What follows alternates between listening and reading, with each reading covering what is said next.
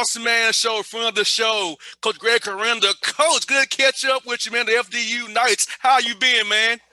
Oh, God. A little bit warmer than you. I hear the weather in Atlanta is like the weather in New England, man. What's going on down there? Coach, the Arctic blast, man, is coming down here for a while. Well, you look like you're bundled up, so I'm down in my man cave in Jersey. I'm just kind of like, waiting to be honest with you, we're waiting to get out of the quarantine and isolation. Our program has been shut down for the right now we're on day 8, and it's just been it's just an incredible journey. It's really difficult for our players, our staff, our families, but we're going to get through it, man. Carl, ask you about that, man. How blessed are you to play 8 games knowing this COVID year, how things were up in Jersey all year long with the virus being rampant up there, man. So that's how blessed are you to play 8 games. I know you're quarantining right now, but get 8 in with some teams like Siena only has played 4 games already this year. So how blessed you are to get as many as you have in right now, Coach? I just think every team is handling this as best as they can, and whatever you get thrown at you, you got to be able to be resilient and be safe and be cautious and be on top of it. And our university has done an incredible job in preparing us. And we actually, in our conference, we played until we got stopped. We played the second most games. And then our women, I think, played the most games on the women's side. But then it's going to get you, man. It's just, it's out there. And once we had a player get it, boom, boom, boom, it just kind of flew through the team. Half of our staff had it, which is really difficult, but the symptoms were not extreme. I have not had it. I'm a tough old head now here. I didn't get it yet. Praise God. Praise God. Amen. And I'm hanging in there, and but it's really trying. It's difficult, but we've been through a lot in this world, in so many venues, as you well know, and we just got to keep on plugging. And that's just the way I was born. That's what our program is about, and the health and safety of our student athletes is most important. And basketball comes behind education. So there's a lot of moving parts here, but my players have done a tremendous job. I got JR, this, man. I've got great. You hear it all the time, but our kids are just incredible. Oh, I know, Coach. You get some of the best kids in the world, man. And I'm telling you, Coach, I see your team and how they are together, and I know the kind of guys you recruit, man. And I'm impressed by it. Even though you lost some games this year, Coach, I saw your guys. They were still together and still in tune to you and their teammates, and that's a testament to you and your staff and your players. Well, I appreciate that. We had 2 players opt out early this season, and they were two starters. So now we had to just like I said before, every team goes through this process, and now we have some really good young freshmen that have stepped up, and other players in our program stepped up, and we just have to develop a new identity, a new team, but we have the same culture and we're playing the same way. And we've had leads against Rutgers. We were tied at the half against Providence, who's a really good team. And we just have to, get into our league. We're 1-1 in our conference and get back healthy. That's the number one thing. And then, play as many games as you can play. Oh, yeah. That's crucial, JR. And then win as many as you can. And hopefully in March, we'll be healthy and ready to make another run at it. Now, Coach, how do you approach the ramp up? Because when guys are out 14 days, they lose all that shape they had, and they want to jump back into it. So how do you avoid that nagging knee, ankle, hamstring that won't go away until March? Well, I think right now, and we've been in the preseason, we were shut down. So I think we've been through it once. But I think now what I'm learning, I think a lot of coaches across the country, JR, are learning that rest is good. Like we come from a society and a tradition, and especially in college basketball, it's work, work, work, Oh work, yeah. work. And sometimes, you lose your legs, you lose your mental capacity. And quite honestly, we played Fairfield, which was our last game before Christmas on December 22nd. And we did not practice the 2 days before the game. Took a bus up to Fairfield, Connecticut, and beat a really, really well coached, good MAC team without practicing. So now my players are like looking at me like, practice? Talk about practice, coach. Practice?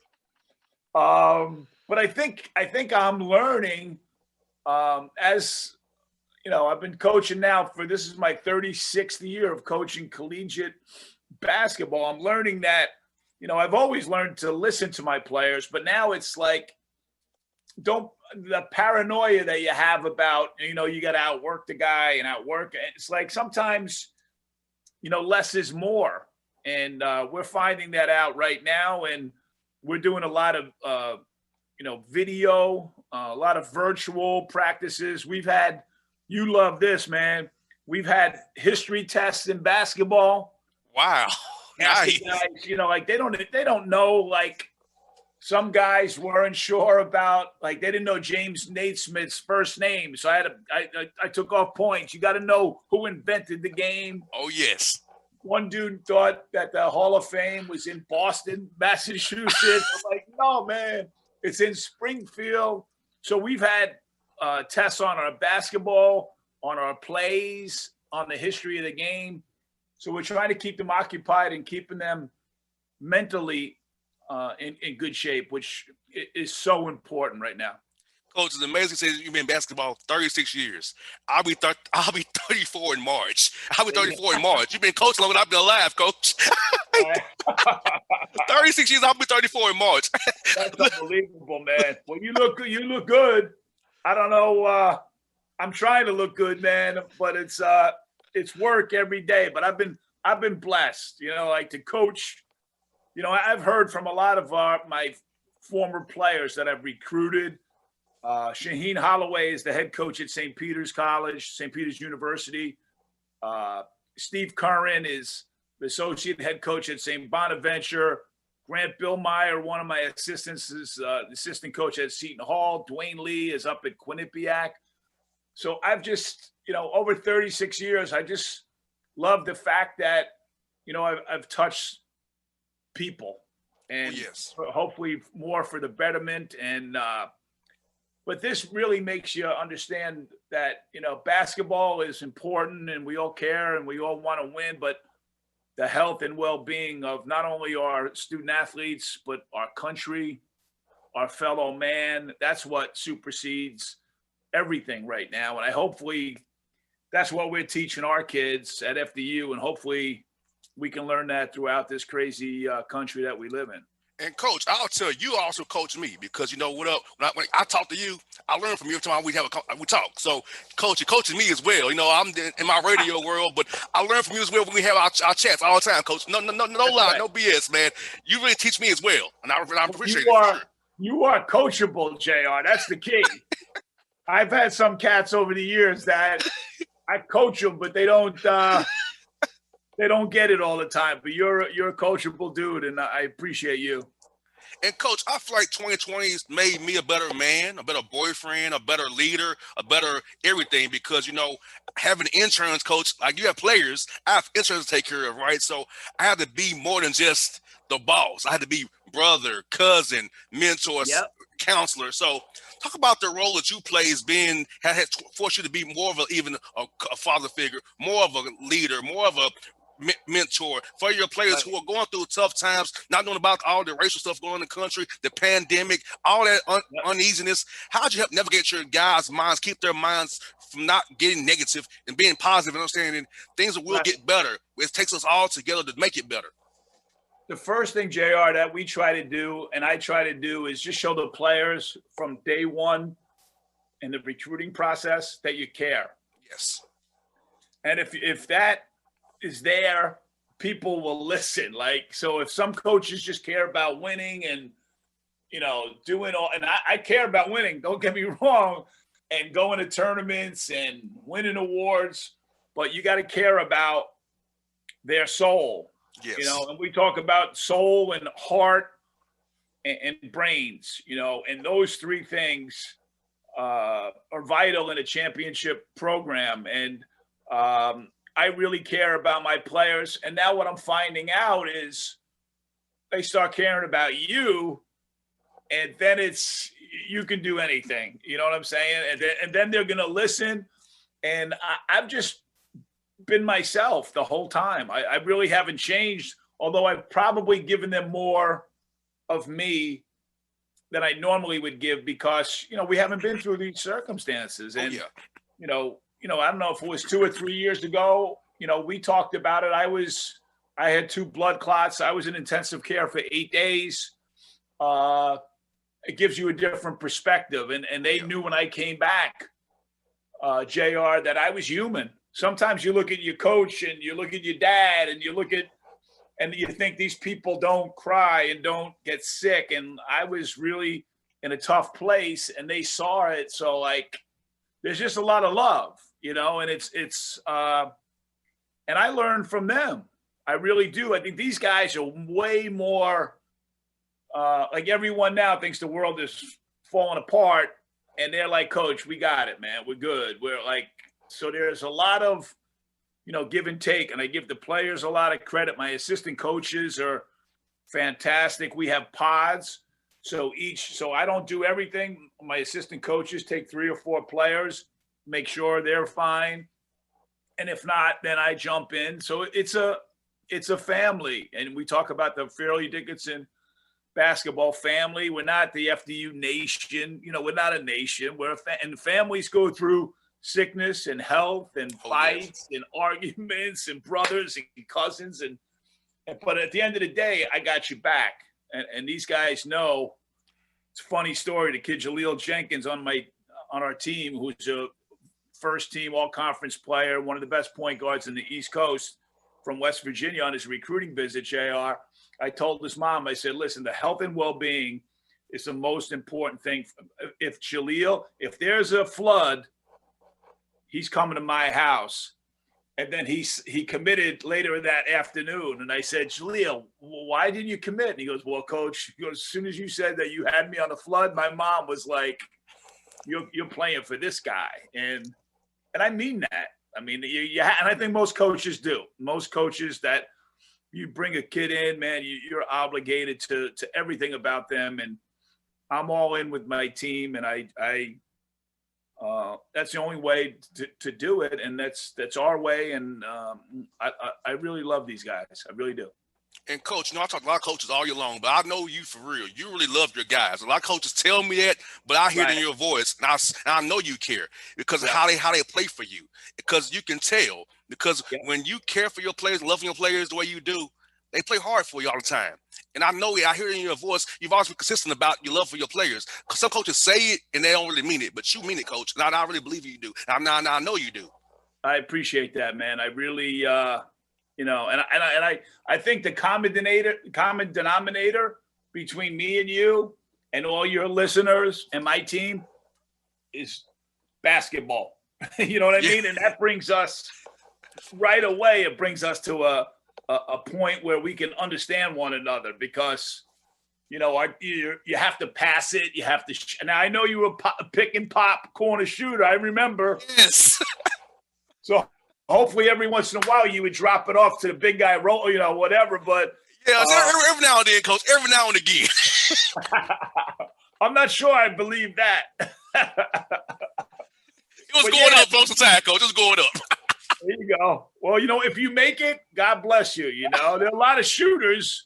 I like makers. That's what I like, man. I like guys that can make shots, and I know you did that back in the day, and we got dudes that can do it now. And it's just crazy. You watch all the games now. It's so different. It was crazy. Last night I was watching down your way, down in Virginia Tech, got Duke. And I'm like, there was no noise. Could you imagine if Virginia Tech beat Duke at Virginia Tech? Oh, yeah. Storming the court. it would have been like nuts. And I'm watching it, and you can just hear the squeaking of the sneakers, and so it's just it's almost like a bad dream that we're going through. But I give the credit really going back to the NBA when they were in the bubble, how hard they played when LeBron and those guys beat. I forget who they beat. Who they beat in the finals? I know they beat Denver. Miami Heat.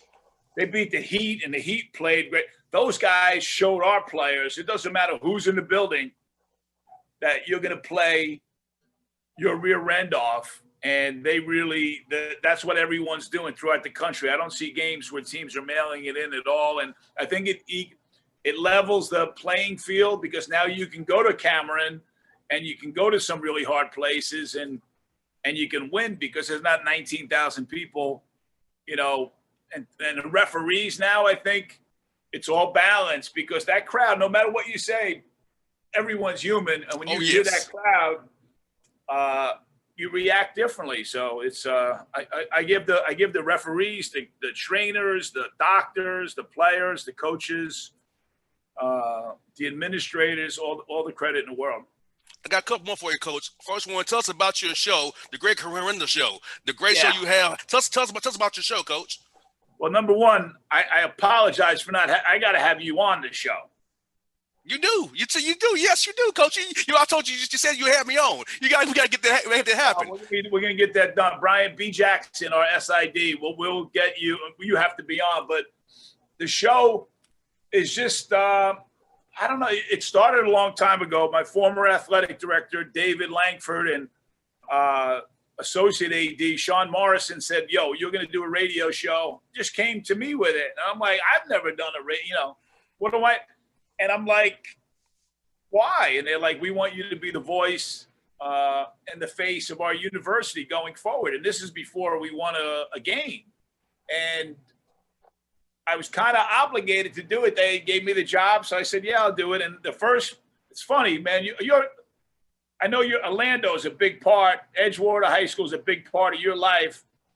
The very first guest I had was the now head coach of the Orlando Magic, Steve Clifford. Steve Clifford and I go way, way back. He was an assistant at St. Anselm's when I was an assistant at Merrimack. So the next thing you know, I realized, you know what? I know a lot of people. So I've had, Steve Clifford, Jim Calhoun, Jay Wright, John Calipari. And then I'm like, okay, I know more than just basketball coaches. And I've had Dick Vitale, Jim Rome, up this way. We've had Christopher Russo. And then I started thinking I got to have some women. So then I had Jackie McMullen from the Sports Reporters. And in football, I've had Dave Wannstedt. JR has been on my show 5 times. Wow. He calls me and asks me to be on the show. So it's like I had Phil Simms, Boomer Esiason. I mean, it's just and then sadly, I've had people that I had Rolly Massimino's last interview before he passed away, the great coach of Villanova University that beat Georgetown back in the day. And so for me, it's a great connection to some great people. And then I bring them in to Fairleigh Dickinson's world. And like Hubie Brown, I had 3 shows, JR. One of my favorite guys, Hubie Brown. You got to listen to them. And then when the shows were over, Hubie would call me up my cell and talk for another hour. Hubie's right from here locally in New Jersey. He was head coach at Fair Lawn High School. My wife works at Fair Lawn High School now. So it's just like, Dick Vitale's a Jersey guy. So it's, I had David Wright, the captain of the New York Mets on. So it's amazing how many people you get connected to. And now our friendship that we've built, you're on and you're on soon, JR. That's a promise. I appreciate it, Coach. Last one for you I got, man. What was your quarantine hobby, Coach? Mine was playing the guitar and walking around the neighborhood. What was yours? You know what? I got to be honest with you, and my wife helped me with this, and my athletic director, is just to get more organized. I'm literally, I do a lot of things. Do a lot of like TV and radio, and we have a great program we've been doing it through the pandemic with the Felician 21 and over program for young men and women that are trying to get into the world with jobs and schools and quite can't do that. Yes, sir. Boys and Girls Club. So I've been doing a lot of that stuff. So I have to just stop and get oil. So I've cleaned. I've gotten my bedroom, my shoes. I've had shoes for like 30 years that my wife. So I've just gotten more organized because I have more time. Oh yeah. So I think, cleanliness is next to godliness, and my email capacity and my technology, my AD wanted me to work on that. And I've worked on, getting on a Zoom all by myself, which was a challenge before. But I think really just my hobby's been just organizing myself, my priorities, my possessions, and just kind of saying, man, we got to do better. There's a reason why all this stuff is hitting us right now, man. And as a country, we have to do better. And personally, I think that it starts with ourselves. And I'm trying to be a better person and try to be a better dad, like you said, man, a dad, a husband, a coach, a friend. And I know I got a friend in you, man. No doubt, Coach. No, 100%, Coach. You are my guy. I was talking to you, Coach. I'm gonna tell you, Coach. I tell myself this. Tell this to your players: adapt, overcome, and conquer. This was all about adapting, overcoming, Amen. and conquering. I tell my answers all the time. So life's gonna throw lots of curveballs your way. I'm 33 years old, guys. I've had a lot come my direction, but guess what? I'm still here. I overcame it and I conquered it. Now every day I get up in the morning, God lets me have breath. I'm trying to attack the day and win the day and make this world a better place day by day with this radio show and beyond. Amen, my brother. You're the best, JR. Coach, thank you as always. Your time. Get ready to come on my show now.